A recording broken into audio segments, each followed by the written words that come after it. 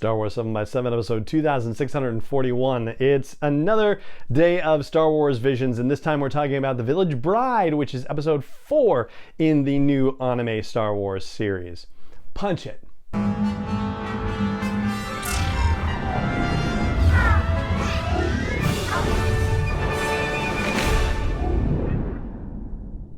Hey, Rebel Rouser, I'm Alan Voivod, and this is Star Wars 7x7, your daily dose of Star Wars joy, and thank you so much for joining me for it.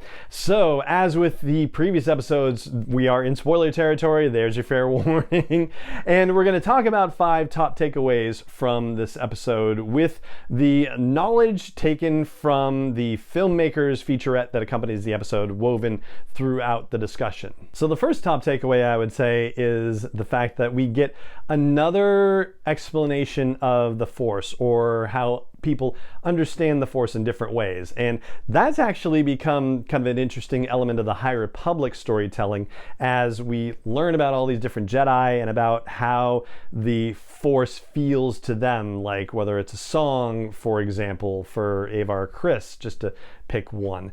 I think Buryagas is a forest, related thing, and, feeling the connection to the Force and whatnot. So in this particular case, the creators of The Village Bride talk about a Magina. Magina is their word for the Force on this particular planet, and they're able to sense it and appreciate it, but they're not able to manipulate the Force the way a Jedi or a Sith is able to do so.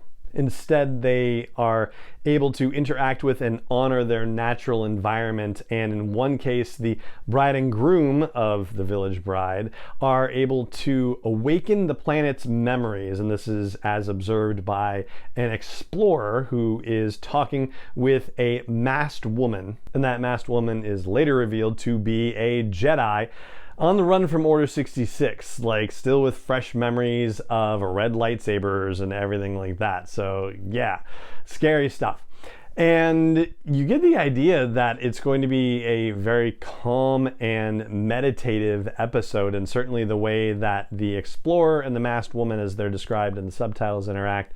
Yeah, it's definitely a very contemplative episode. And that carries through with what's happening with the bride and groom. So apparently, this whole sacred ceremony that they go to, where they find this monolith that's halfway up a cliff, and they are talking about the fact that their parents are part of the energy of the planet, meaning that their parents have passed on for both the bride and the groom. It's a beautiful bit of storytelling.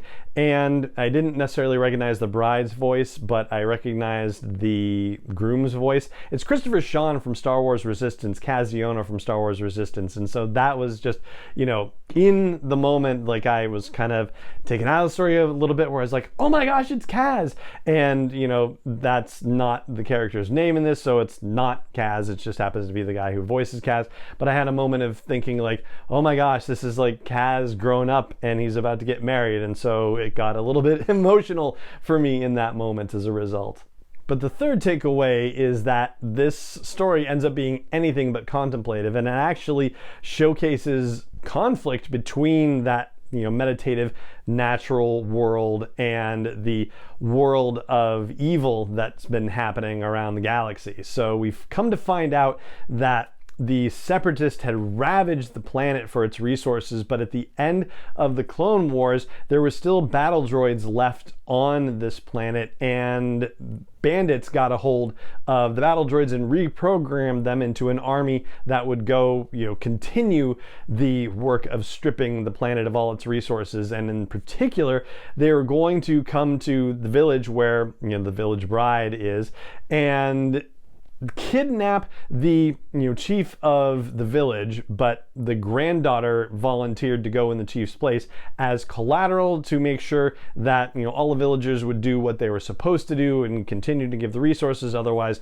the chief, or in this case the chief's granddaughter, would suffer the consequences. And this is the bride, who is also going to take her groom with her, and they're both turning themselves over to the bandits, so that way the collateral will be given to the awful people, who of course cannot be trusted. Naturally, this Lord Izuma cannot be trusted. And so the final confrontation happens, and the Jedi, who is only given the letter F as the character's name in the end credits, both in the Japanese voice cast and the English dub voice cast, like it's just F. That's all it is, which is really strange.